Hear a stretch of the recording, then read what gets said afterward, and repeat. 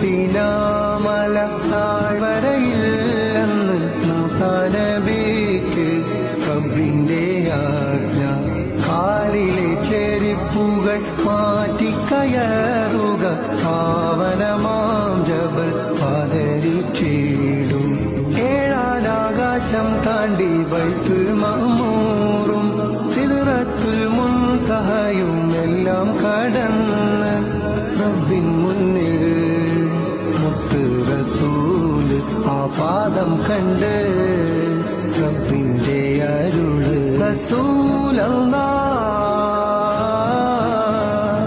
റസൂലല്ലാഹ് ഹരികെ വരും തിരുപാദുകം ധരിച്ച്